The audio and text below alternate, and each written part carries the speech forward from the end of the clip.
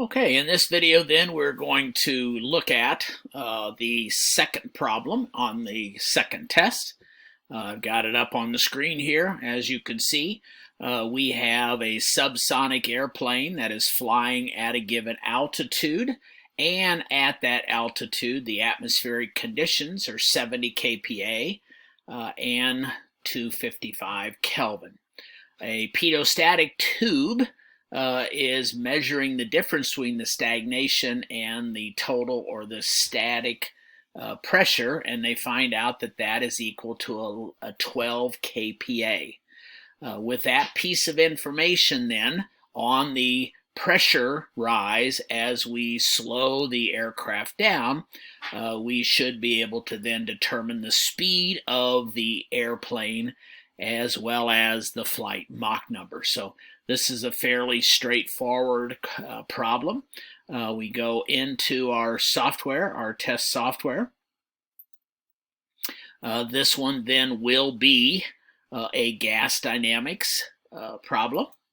And so we only really have to determine one state. And so this first state, we know that the incoming air, the air has a static pressure of 70 kPa, and the temperature of the air at that altitude is 255. Now, in this particular case, what we do know, as given in the problem, is that the stagnation pressure was only 12 kPa greater than the static. And so we can write then that this value of total pressure is just P1 plus 12. And with that given, that then determines that the velocity of the aircraft, which is what the pedostatic tube was there to determine, was 154 meters per second. Now, since the temperature and the pressure gives us the acoustic speed, the speed of sound, we then also can see that this aircraft then is flying at a Mach number, at a local Mach number of 0.48. And so, like I said, a fairly straightforward, fairly easy problem wherein we are able to calculate the Mach number as well as the absolute velocity of the aircraft itself. Since that was so short, I'm going to go ahead and in this video also solve the next problem, since I have a gas dynamics test app already up. And the next problem is then a converging diverging nozzle has an exit area to throat ratio of 2.1.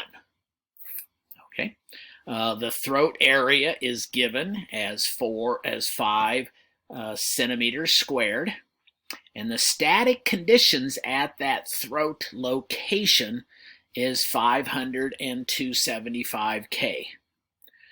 After then going through the expansion of the area from the throat to the exit of 2.1, a normal shock then sits at that exit of the diverging section of the nozzle.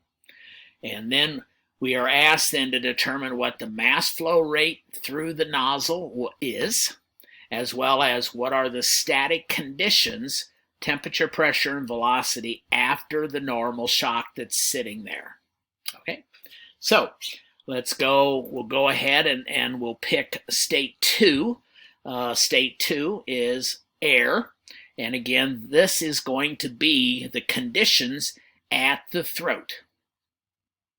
And so at the throat, we know the Mach number is equal to 1. We also know, as given in the problem, is that the static pressure was 500 kPa and the static temperature was 275. And so with that in mind, we see that the velocity was determined, the stagnation pressure was determined as being almost twice as high as the static condition, and we also see that the stagnation temperature was also higher. Now, what we are told in the problem is that the throat has an area of 5 centimeters squared. And so by putting in 5 centimeter squares for the area, it then tells us that the mass flow rate of the air flowing through the throat is 1.528. And that's going to be the same mass flow throughout the rest of the diverging nozzle. And so we have the throat conditions, which gives rise to the stagnation pressure and temperature. And now we can go to state 3, which we are going to say is the same pressure, the same stagnation pressure as what we calculated at state 2, which was the throat. And it also has the same stagnation temperature as what we calculated at the throat. So we have those two conditions for this isentropic throat through the nozzle. And now we're going to put in the 2.1 times the area at 2. And so we have the new area. We also know that the mass flow rate stays the same. And so with that in mind, we then see that the Mach number went to the subsonic branch, okay? And we saw that same process happening before, and what we really want, though, is we want to see the supersonic branch. And so there's a couple of ways of doing this. And one way is to go ahead and turn off the area and go ahead and put in a given Mach number. Now, what Mach number do we need? Well, we could go to the gas dynamics tables and we can say, if I had an A over A star of 2.1, and if I switched over to the supersonic conditions, the supersonic branch for that area ratio, this is actually the Mach number associated with that particular area ratio. So we can go to the gas dynamic tables. We can find that this is really the solution associated with that area ratio. We could go back to the state panel. I can then put in that Mach number here and do a calculate. And then this right here should be equal to 2.1 times the 5. And so this is the location of where the normal shock occurs. At that particular location, we know that the static pressure is this, and the static temperature is this, and the velocity is this. Okay? And so now we need to jump across the shock, okay? And so as we jump across the shock, we can go back to the gas dynamics tables, and we can say for a Mach number of 2.2516, we see then that the new Mach number across the shock is going to be this value, 0.5403. The other important piece of information is that we see that the the stagnation pressure dropped by this ratio, by 60% of the original. And so in order to solve this, I could go in and I could take each of these pressure ratios and temperature ratios and velocity ratios. I could do that, and I could go into my test calc if I wanted to, and I could generate those values. But what I'm going to do is I'm going to copy this, and I'm going to then go back to my state panel, and I'm going to select a state 4, and this is the state 4 that's right on the other side of the shock. And what I know about this is that the area there is the same area as area 3, and I know that the stagnation pressure is equal to that value that I copied times the P underscore total 3. And so that's then the stagnation pressure drop. It dropped to 60%. We also know across the shock wave that the stagnation temperature stays the same. And so we have those static and stagnation conditions. We have the area, and we also know that the m dot stayed the same. And that m dot is the same as m dot 2 or the m dot 3, whichever one I want to put in. With that in mind, you see then that it actually brought forward, and it said that the Mach number there is 534. And if I go back up here, you see that it's close to that number, and I'm not really sure why it isn't exactly that number. And it might be because of, well, I'm not really sure.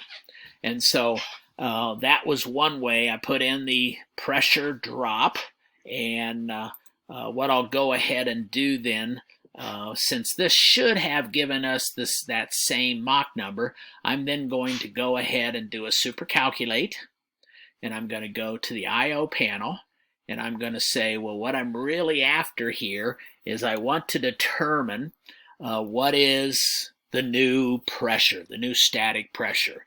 And from this relationship here, I saw that the static pressure went up by this amount. And so I'm going to go back to my I/O panel, and I'm going to put in that times, whoops, it didn't select. Back here, gas dynamics table. I wanted to select this right here. Copy that, and then I go back to my state panel. I/O panel, and I copy that in, equals, copy that in, times P3. And so this then is the new pressure. So the pressure before the shock was a certain amount, and then it went up by 5.7, and so that 469 is the new pressure.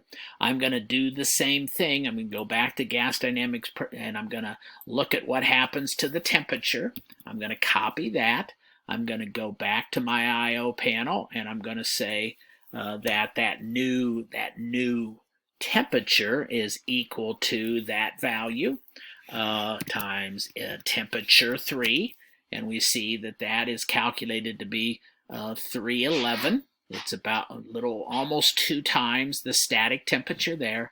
And then finally, I'm going to go back and I'm going to grab the velocity decrease ratio, which is, I'm going to copy that, 0.33, go back to the I/O panel and say equals pace times, now this is velocity 3. So velocity 3, which was before the shock, is now gone down to 191.